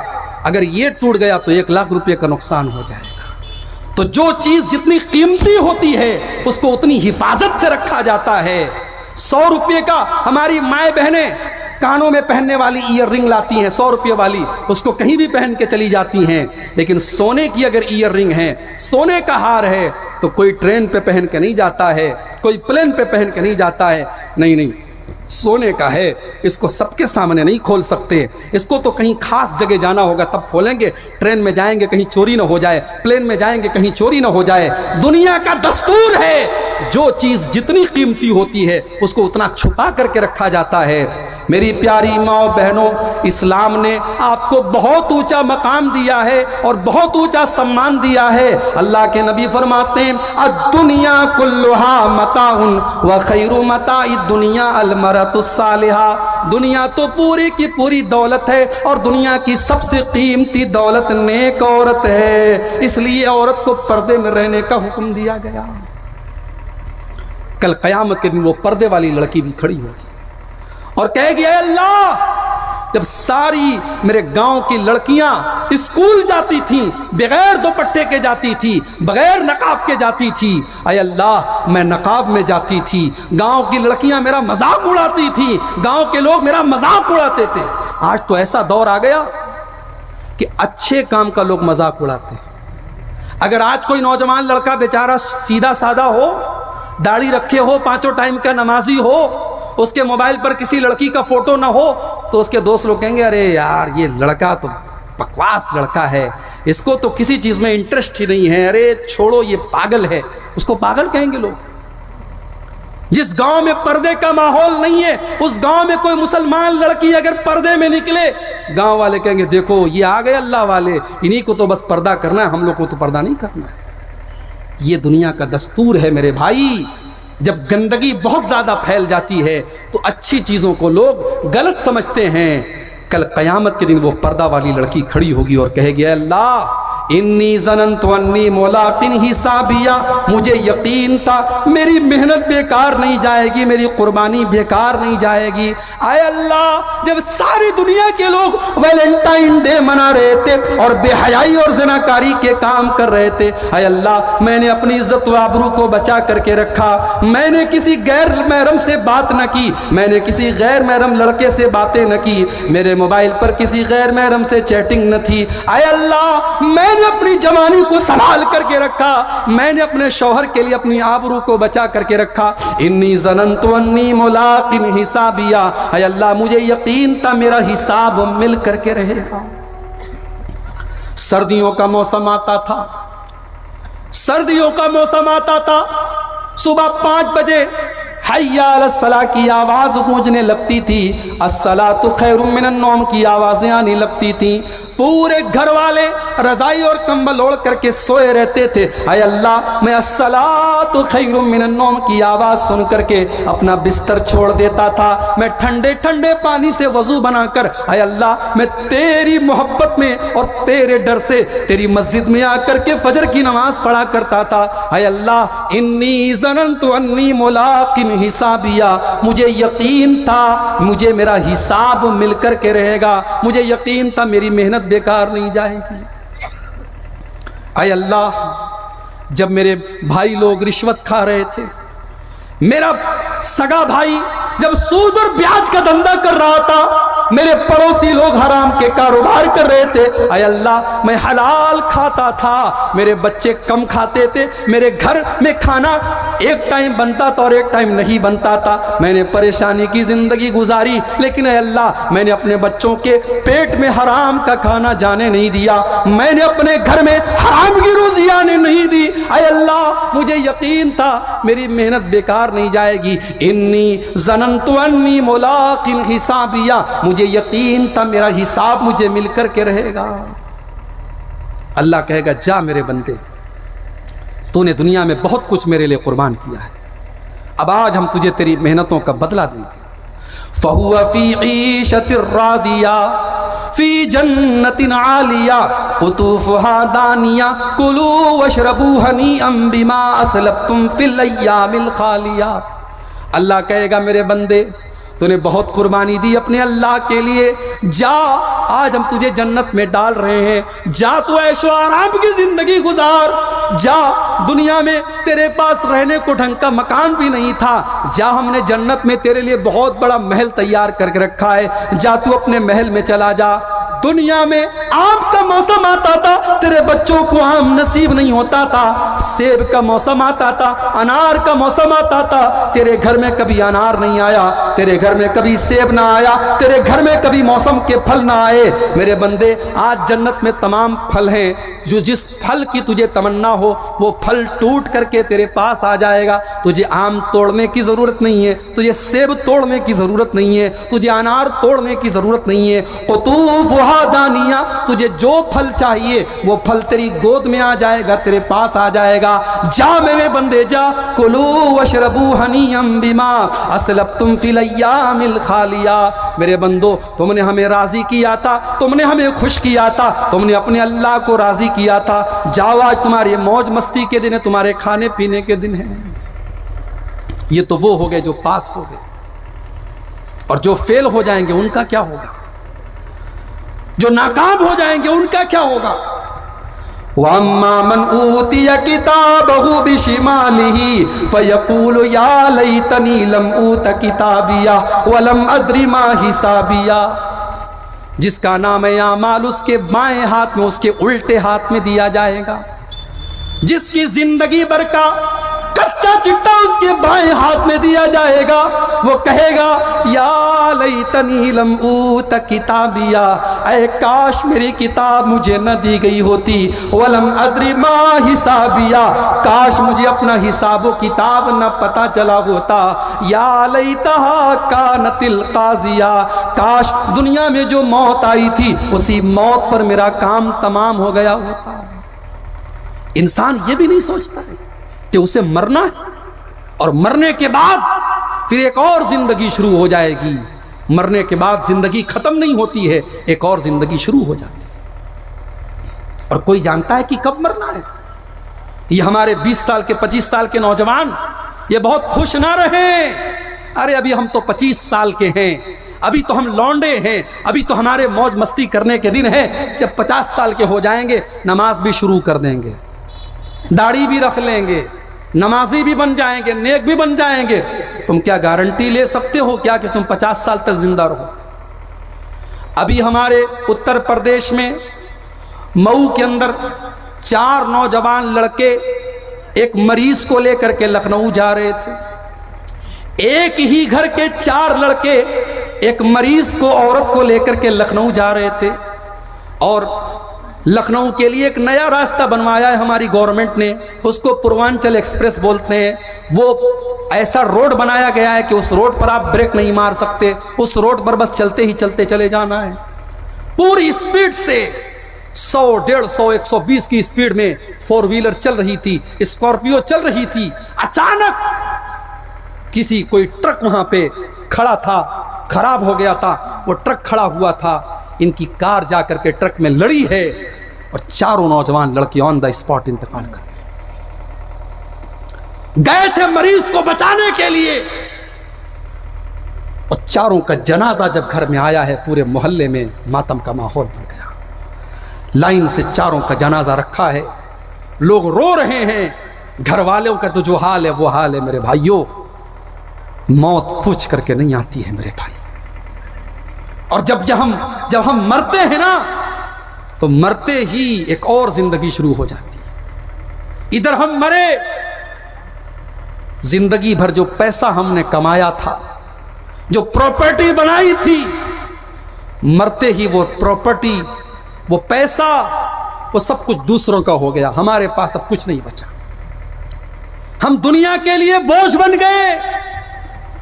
بڑی محبت ہے میری ماں کو مجھ سے، بڑی محبت ہے میرے باپ کو مجھ سے، مگر انتقال کے بعد کوئی ڈیڈ باڈی کو 24 گھنٹے بھی اپنے گھر میں نہیں رکھتا ہے، جتنا جلدی ممکن ہوتا ہے لوگ جا کر کے اس کو قبرستان میں دفن کر دیتے ہیں۔ دنیا میں بیچارہ جب نہانے جاتا تھا، اس کا شیمپو الگ تھا، اس کا فیس واش الگ تھا، اس کے بدن میں لگانے والا صابن الگ تھا، یہ نہانے جاتا تھا تو آدھا گھنٹے تک نہاتا رہتا تھا، آج مرا پڑا ہے، آج اتنا بے بس اور کمزور ہے، آج لوگ اس کو نہلا رہے ہیں، آج اس کے رشتہ دار اس کو نہلا رہے ہیں، اور جب نہلاتے ہیں تو پانی گرم کر کے نہلائیں یا ٹھنڈے پانی سے نہلائیں، اس کو کیا فرق پڑتا ہے؟ دنیا میں سردی کا موسم ہوتا تھا، یہ ضد کرتا تھا میں گرم پانی سے نہاؤں گا، آج بیچارہ تو اس لائق بھی نہیں بچا ہے کہ کہہ سکے او لوگو مجھے گرم پانی سے نہلا دو، میں ٹھنڈے پانی سے نہیں نہا سکتا ہوں۔ آج اتنا بے بس ہے، اتنا کمزور ہے، آج دوسروں کے سہارے اس کو نہلایا جا رہا ہے، آج لوگ اس کے بدن کا کپڑا اتار رہے ہیں، آج لوگ اس کو نہلا رہے ہیں۔ نہلا دیا گیا، اس کے بعد کفنایا جا رہا ہے۔ ہائے ہائے، برانڈڈ کرنے والوں، ریمنڈ اور بڑی بڑی کمپنیوں کے کپڑے پہننے والوں، مجھے بتاؤ کہ کفن کا کون سا برانڈ ہوتا ہے؟ ارے تم کروڑ پتی بھی ہو تب بھی تم کو سفید کپڑے میں کفنایا جائے گا، تم بہت پیسے والے ہو تب بھی تم کو سوتی کفن میں ہی کفنایا جائے گا۔ یہ کفن ہماری اوقات ہمیں بتا دیتا ہے، ایک معمولی سے کفن کے کپڑے میں سب کو کفنایا جا رہا ہے۔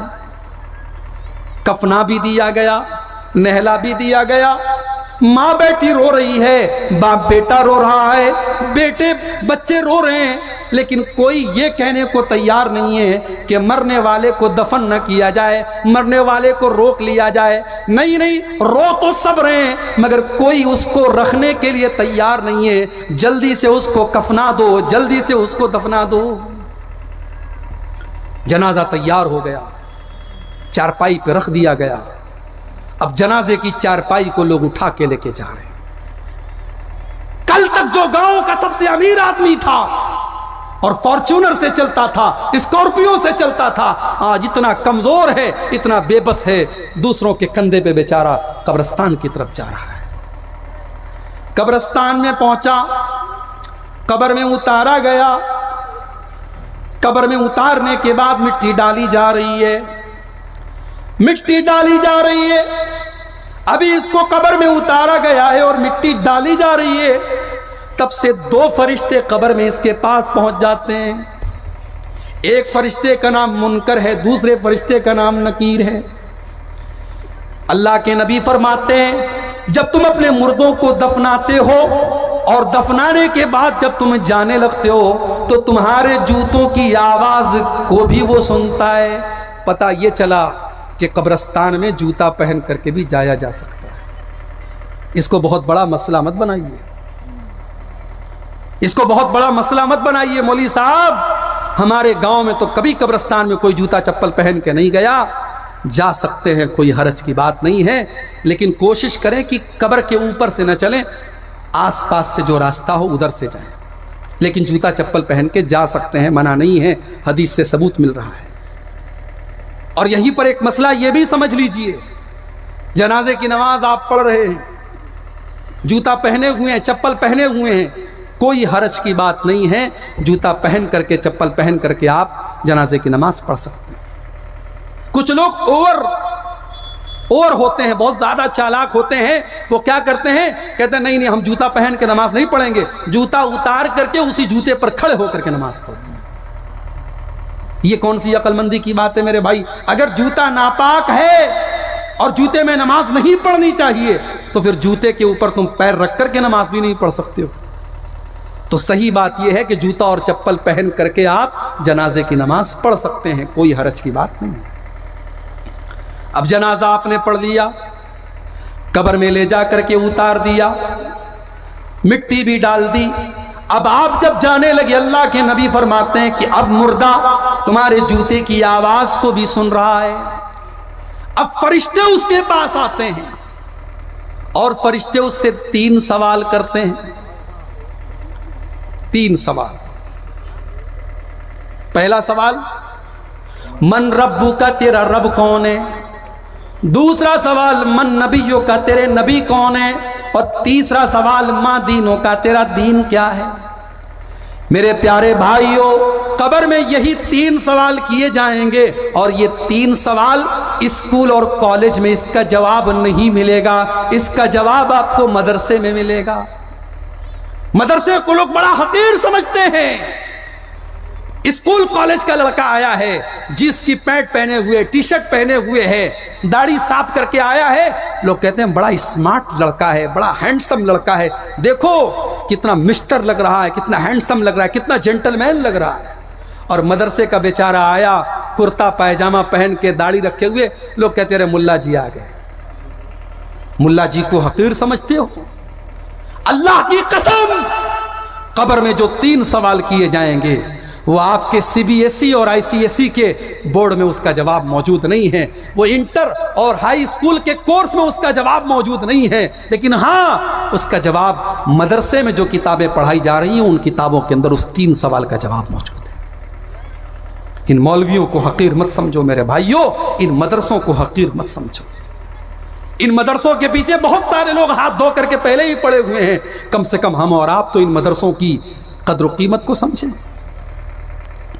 یہ مدرسے جہاں سے قرآن و سنت کو پڑھایا جا رہا ہے, ان کا مقام کیا ہے, ان کا درجہ کیا ہے, اس کو اگر آپ جاننا چاہتے تو 1400 سال پہلے چل کر کے ایک مدرسہ میں آپ کو دکھاتا ہوں. 1400 سال پہلے میرے نبی کی مسجد میں بھی ایک مدرسہ چل رہا تھا. ایک سوال یہ بھی آیا ہے, مولوی صاحب زمین خریدی گئی مسجد کے لیے, اب مدرسہ بنانا چاہتے ہیں, بنا سکتے ہیں کہ نہیں؟ بالکل بنا سکتے ہو, مسجد کے اندر آپ مدرسہ چلاؤ, لیکن ہاں اگر زمین مسجد کے لیے لی گئی ہے اور آپ مسجد نہیں بنا رہے ہیں, اس کے اندر صرف مدرسہ چلے گا, یہ صحیح نہیں ہے, یہ غلط ہے. مسجد ہے, مسجد کے ساتھ مدرسہ بھی چل رہا ہے, میرے نبی کی مسجد میں مدرسہ چل رہا تھا, کوئی حرج کی بات نہیں ہے. لیکن جو زمین مسجد کے نام پر وقف کی جائے, جو زمین مسجد کے مقصد سے خریدی جائے, اس زمین پر مسجد ہی بنے گی. مسجد کے ساتھ آپ مدرسہ بنا لیں, لائبریری بنا لیں, بچوں کا ہاسٹل بنا لیں, وہ الگ بات ہے, لیکن مسجد بہرحال ہونی چاہیے. اگر مسجد نہیں ہے, آپ نے صرف مدرسہ بنا لیا, آپ نے قبرستان بنا لیا, آپ نے لائبریری بنا لی, یہ غلط ہے, یہ صحیح نہیں ہے. سمجھ رہے ہیں بات؟ نبی کی مسجد میں مدرسہ چل رہا ہے. کتنے بچے پڑھتے ہیں؟ 70 بچے. لاک ڈاؤن کے دوران جب چندے نہیں آ رہے تھے, رمضان میں بھی لوگوں نے زکوٰۃ نہیں نکالی, یہ مدرسے کیسے چلتے میرے بھائی؟ کتنے مدرسے بند ہو گئے, مدرسے والوں نے تالا لگا دیا, ہمارے پاس انتظام نہیں ہے بچوں کو کھلانے کا, بچیوں کو کھلانے کا, ہم کہاں سے چلائے مدرسہ؟ مدرسہ چلانا 2022 میں بھی مشکل ہے, اور 1400 سال پہلے بھی مدرسہ چلانا بہت مشکل کام تھا. میرے نبی کے اس مدرسے میں 70 اسٹوڈنٹ رہتے تھے, اور یہ 70 اسٹوڈنٹ بیچارے اتنے غریب تھے, اتنے غریب تھے, ان کے بدن پر ایک جوڑا کپڑا بھی نہیں ہوتا تھا. یہ ایسا نہیں ہوتا تھا کہ کرتا بھی پہنے اور لنگی پہنے, ایک ہی چادر, ایک ہی کپڑا یہ پہنتے تھے, وہی کپڑا ان کا ازار بھی بن جاتا تھا اور وہی کپڑا ان کا کرتا بھی بن جاتا تھا. ایک ہی چادر میں رہتے تھے نبی کے یہ اسٹوڈنٹ, ایک چادر میں. کبھی کھانا ملا, کبھی نہیں ملا, کبھی کھا لیا, کبھی بھوکے رہ گئے. نبی کے مدرسے میں پڑھنے والے یہ اسٹوڈنٹ بیچارے بڑی مشکلوں سے گزارا کرتے تھے. اللہ کے نبی کے پاس جب کہیں سے کوئی تحفہ آتا تھا, کوئی کھانے پینے کی چیز آتی تھی, اللہ کے نبی سوال کرتے تھے, تم نے جو یہ سامان بھیجا ہے یہ صدقہ کا سامان ہے یا ہدیہ ہے, تحفہ ہے؟ اگر سامنے والا کہہ دیتا کہ اللہ کے نبی یہ صدقہ ہے, تو اللہ کے نبی صدقہ میں سے نہیں کھاتے تھے, وہ سارا کا سارا سامان اللہ کے نبی اپنے مدرسے کے ان طلبہ کو, ان اسٹوڈنٹس کو دے دیتے تھے. اور اگر سامنے والا کہتا تھا اے اللہ کے نبی یہ ایک جگ دودھ ہے, یہ ایک مٹکا دودھ ہے, یہ دودھ میں آپ کے لیے گفٹ کے طور پہ لایا ہوں, میں ہدیہ کے طور پر لایا ہوں, تو اللہ کے نبی اس میں سے تھوڑا سا پی لیتے تھے اور باقی اپنے اسٹوڈنٹ کو دے دیتے تھے. اتنی محبت کرتے تھے اللہ کے نبی اپنے مدرسے کے ان بچوں سے کہ ایک مرتبہ آپ کی بیٹی فاطمہ آپ کے پاس آئی. فاطمہ کا نام جانتے ہیں نا, نبی کی سب سے چھوٹی اور سب سے لاڈلی بیٹی ہے فاطمہ. فاطمہ کی شادی علی سے ہوتی ہے. علی کون ہے؟ علی غریب ہیں, اور اتنے غریب ہیں کہ ان کے گھر میں کوئی نوکر چاکر بھی نہیں ہے, ان کے گھر کا سارا کام ان کی بیوی کر رہی ہے, حضرت فاطمہ کر رہی ہیں. حضرت فاطمہ اپنے ہاتھوں سے چکی بھی چلاتی ہیں اور چکی چلانے کی وجہ سے ان کے ہاتھوں میں نشان بھی پڑ جاتے ہیں. حضرت فاطمہ کو پتا چلا میرے ابا جان کے پاس کچھ غلام آئے ہیں, کچھ نوکر چاکر آئے ہیں.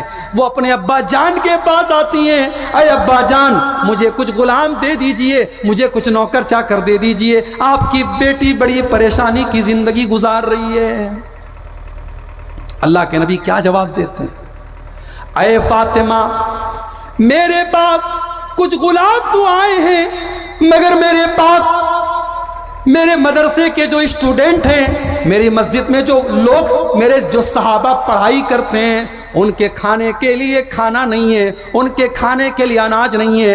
اے فاطمہ میں ان غلاموں کو بیچ کر اپنے اصحاب صفہ کے لیے پہلے کھانے کا انتظام کروں گا. اے میری بیٹی فاطمہ میں تجھے غلام نہیں دے سکتا, میں تجھے نوکر نہیں دے سکتا. نبی نے اپنے ان اسٹوڈنٹ کو اتنی محبت دی, ان کے لیے اپنی بیٹی کو آپ نے غلام نہیں دیا کہ نہیں پہلے میں ان کو کھانا کھلاؤں گا, ان کو کھانا کھلائے بغیر میں اپنی بیٹی کا کام نہیں کر سکتا. مدرسے کے بچوں کو حقیر سمجھتے ہو, مدرسوں کو حقیر سمجھتے ہو؟ جب مدرسے کا ایک بچہ پڑھنے جاتا ہے, اللہ کے نبی کہتے ہیں وہ جنت کے راستے پر جاتا ہے. من سلک طریقا یلتمس فیہ علما سہل اللہ لہ طریقا الی الجنہ. جو علم دین سیکھنے کے لیے جو لڑکا یا لڑکی جاتا ہے وہ جنت کے راستے پر جاتا ہے. اور یہی نہیں, وَإِنَّ الْمَلَائِكَةَ لَتَزَوَّجْنِهَتَهَا رِزًا لِطَالِبِ الْعِلْمِ بِمَا يَصْنَعُ. اس طالب علم کے لیے, اس دین سیکھنے والے طالب علم کے لیے فرشتے اپنے بازوؤں کو بچھا دیتے ہیں, اس کا استقبال فرشتے کرتے ہیں. تو مدرسوں کو حقیر مت سمجھو میرے بھائی. دنیا کا سب سے بڑا کام ہے دین کو سیکھنا اور سکھانا, اور قبر میں جو 3 سوال کیے جائیں گے ان تینوں سوالوں کا جواب مدرسے میں ہی ملے گا. لہٰذا اپنے بچے کو آپ جتنی بھی تعلیم دلا دیں, لیکن جو بنیادی تعلیم ہے, جو قبر میں 3 سوال کیا جائے گا, کم سے کم اپنے بچوں اور بچیوں کو اس لائق بناؤ کہ وہ ان تینوں سوالوں کا جواب قبر میں دے سکیں. اور ایک بڑے پوائنٹ کی بات آپ کو بتاؤں, مسکان خان کی میں اتنی تعریف کر رہا ہوں, اتنی تعریف کر رہا ہوں, مگر ایک برائی بھی کر رہا ہوں آپ کے سامنے مسکان نام کی اس لڑکی کی. مسکان کا ایک ویڈیو اور آیا ہے, اس کے گھر میں حیدرآباد کا کوئی آدمی اس کو مبارکباد دینے کے لیے گیا اور اس نے اپنا ہاتھ بڑھایا اور مسکان نے بھی اپنا ہاتھ بڑھایا اور اس آدمی سے اس نے مصافحہ کیا. وہ آدمی 50-55 سال کا بوڑھا آدمی ہے, اس نے مسکان نام کی اس لڑکی سے ہاتھ ملایا, پھر اس کے کندھے پر ہاتھ رکھا اور کہا کہ بیٹی تو شیرنی ہے, تو نے ہمارا نام روشن کر دیا. اس کی تعریف کر رہا ہے, کبھی اس کے کندھے پر ہاتھ رکھ رہا ہے, کبھی اس کی کمر پر ہاتھ لگا رہا ہے, اور مسکان کو کوئی اعتراض نہیں. اس کا مطلب یہ ہوا کہ مسکان نام کی اس لڑکی دیندار تو ہے, اللہ کا ڈر تو اس کے اندر ہے, وہ اسکول میں پردے میں تو جا رہی ہے, مگر اس کے باپ نے اس کو یہ نہیں بتایا کہ کوئی غیر محرم سے مصافحہ کرنا جائز نہیں ہے. کسی غیر محرم مرد سے, چاہے وہ 50 سال کا کوئی آدمی کیوں نہ ہو, اس کا تیرے کندھے پر ہاتھ رکھنا اور تجھے ٹچ کرنا یہ صحیح نہیں ہے. مطلب یہ ہوا کہ باپ نے لڑکی کو تعلیم تو دی تھی مگر تربیت نہیں دی تھی. باپ نے اپنی بیٹی کو یہ نہیں بتایا تھا محرم کون ہے اور غیر محرم کون. ہمارے گھر میں نوجوان لڑکے محلے کے آتے ہیں, ہماری بیٹی کو وہ اپنی بہن کہتے ہیں اور ہمیں بڑا اچھا لگتا ہے, چلو محلے کا لڑکا ہے ہماری بیٹی کو بہن کہہ رہا ہے. بات نوٹ کر لو میرے بھائیوں, دنیا میں بہن صرف ایک ہوتی ہے اور وہ سگی بہن ہوتی ہے, باقی کوئی بہن نہیں ہوتی ہے. فیس بک پر کسی کو بہن بنا لو وہ بہن نہیں ہے آپ کی, واٹس ایپ پر کسی کو بہن بنا لو وہ بہن نہیں ہے آپ کی, اور محلے کی کسی بھی لڑکی کو بہن بنا لو وہ بہن نہیں ہے. آپ کو اس سے دور رہنا چاہیے اور اپنے گھر کی لڑکیوں کو یہ سکھائیے کہ محرم کون ہے اور غیر محرم کون ہے. ارے میرا رب تو قرآن میں عورت کو دوپٹہ رکھنے کا طریقہ بھی بتاتا ہے. اللہ نے قرآن میں کہا وَلْيَضْرِبْنَ بِخُمُرِهِنَّ عَلَى جُيُوبِهِنَّ, اے مسلمان عورتوں تم اپنے گریبانوں پر اپنے سینے پر اپنا دوپٹہ رکھ کے اپنے گھر میں چلا کرو. باپ کے سامنے ہو تو کیا, بھائی کے سامنے ہو تو کیا, دیور کے سامنے ہو تو کیا, جیٹھ کے سامنے ہو تو کیا, جب بھی تم گھر کے اندر بھی چلو تو اپنے سینے پر اپنے گریبان پر اپنا دوپٹہ رکھ کے چلو. کہیں ایسا نہ ہو کہ باپ کے سامنے جیسے تیسے, بیٹے کے سامنے جیسے تیسے, بھائی کے سامنے جیسے تیسے چلو. نہیں, دوپٹہ رکھنے کا طریقہ بھی اللہ نے قرآن میں بتایا. موبائل آج کے دور میں پیدا ہوا, قرآن 1400 سال پہلے اترا, مگر ایک عورت کو, ایک لڑکی کو اگر موبائل کے اوپر کسی غیر محرم سے بات کرنا پڑ جائے تو قرآن نے اس کا بھی طریقہ 1400 سال پہلے بتایا. فلا تخزان بالقول فيطمع الذي في قلبه مرض وقلن قولا معروفا. اے مسلمان عورتوں, خبردار, اگر تمہارے موبائل کے اوپر کسی غیر مرد کا کال آ جائے تو تم نرمی کے ساتھ بات مت کرو, تم لچک کے ساتھ بات مت کرو, تمہاری آواز میں مٹھاس نہ ہو, کیونکہ اگر تمہاری آواز میں مٹھاس آئے گی تو سامنے والا پھر تم سے امید لگانے لگے گا, چکر چلانے لگے گا, اور پھر بات آگے بڑھے گی. تو پہلے ہی سختی سے بات کرو, کڑائی سے بات کرو, سامنے والے کو موقع مت دو. تو میرے بھائیوں, اسلام میں کوئی ویلنٹائن ڈے نہیں ہے, اسلام میں کوئی گرل فرینڈ بوائے فرینڈ کا چکر نہیں ہے. اسلام میں محبت ایک مرد اور عورت کے درمیان صرف نکاح کے ذریعے پیدا ہو سکتی ہے. اسی لیے اللہ کے نبی فرماتے ہیں, جیسی محبت نکاح کے ذریعے پیدا ہوتی ہے ویسی محبت دنیا کے کسی رشتے میں نہیں پیدا ہو سکتی. لڑکی آپ کے گاؤں کی ہے اور لڑکا مالدہ کا, لڑکا فرکا کا ہے, لڑکا کسی دوسرے اسٹیٹ کا ہے. شادی ہو گئی, اب دونوں کے بیچ میں پہلے سے کوئی سمبند نہیں, کوئی جان پہچان نہیں, نکاح ہو گیا, شادی ہو گئی. اب اتنی محبت پیدا ہو گئی کہ لڑکا لڑکی کے بغیر رہنا نہیں چاہتا ہے, لڑکی لڑکے کے بغیر رہنا نہیں چاہتی ہے, میاں بیوی کے بغیر رہنا نہیں چاہتا ہے, بیوی میاں کے بغیر رہنا نہیں چاہتی ہے. میرے پیارے بھائیوں, میری پیاری ماں بہنوں, یہ محبت ہم نے پیدا نہیں کی, یہ محبت واٹس ایپ نے پیدا نہیں کی, یہ محبت فیس بک نے پیدا نہیں کی, یہ محبت انسٹاگرام نے پیدا نہیں کی, یہ محبت تو اللہ نے پیدا کی ہے. اسی لیے نکاح کرو اور نکاح کے ذریعے ایک دوسرے اپنی بیوی سے محبت کرو. اسلام کے اندر محبت کا یہی ایک طریقہ ہے, اور اللہ کے نبی اپنی بیویوں سے بہت پیار کرتے تھے. ایک واقعہ سنا کر کے بات ختم کرتا ہوں کہ اللہ کے نبی اپنی بیویوں سے کتنا پیار کرتے تھے. بیوی سے محبت بھی کیا کرو بھائی, بیوی سے محبت کرنا بھی نبی کی سنت ہے. ارے مولوی صاحب آپ کیا بیان کر کے جا رہے ہیں, آپ تو عورتوں کی ہمت بڑھا رہے ہیں. نہیں نہیں, میں صحیح بات بتا رہا ہوں آپ. بیوی سے محبت کرنا بھی نبی کی سنت ہے.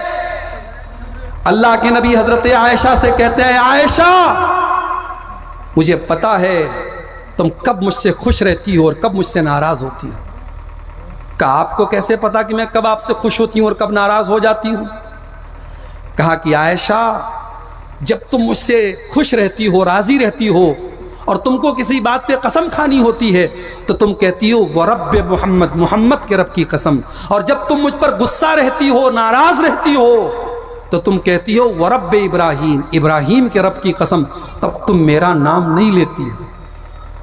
حضرت عائشہ نے فرمایا, اے اللہ کے نبی, جب میں آپ سے ناراض ہوتی ہوں میں آپ کا نام نہیں لیتی ہوں. صحیح بات آپ کہہ رہے ہیں, لیکن اے اللہ کے نبی میں غصے میں آپ کا نام تو نہیں لیتی ہوں, لیکن آپ کو میں چھوڑنے کا خیال بھی اپنے من میں نہیں لاتی ہوں. آپ کو نہیں چھوڑتی ہوں, آپ کا نام چھوڑتی ہوں, آپ کو نہیں چھوڑتی ہوں. آپ سے محبت تب بھی کرتی ہوں. اتنی محبت کرتے تھے اللہ کے نبی اپنی بیویوں سے. سفر میں جا رہے ہیں, صحابہ بھی ساتھ میں ہیں. صحابہ سے آپ نے کہا تھوڑا آگے نکل جاؤ. صحابہ تھوڑا آگے نکل گئے.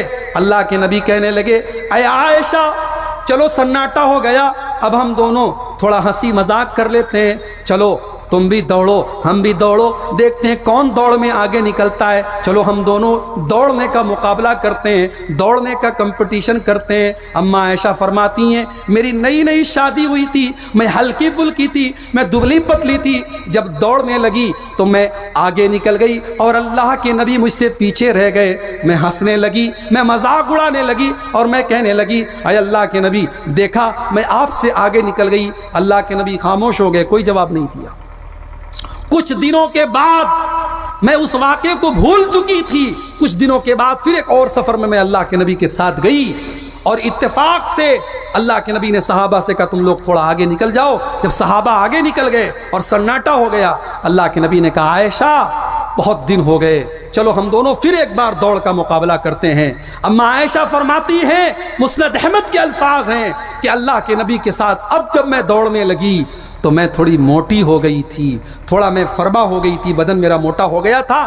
اب جب میں دوڑنے لگی تو اب میرے اندر وہ اسپیڈ نہیں رہی جو پہلے تھی، اب اس بار میں پیچھے رہ گئی اور اللہ کے نبی آگے رہ گئے۔ اللہ کے نبی ہنسنے لگے اور آپ نے فرمایا عائشہ کیسا لگا میرا بدلہ؟ آج میں نے تم سے بدلہ لے لیا، اس دن تم آگے نکل گئی تھی، آج میں آگے نکل گیا۔ میرے بھائیوں نبی نے سبق دیا ہے بیویوں سے محبت کرو، بیویوں کے ساتھ ہنسی مذاق بھی کرو اور بیویوں کو اتنی محبت دو کہ ان کی صحت اور ان کی تندرستی بن جائے۔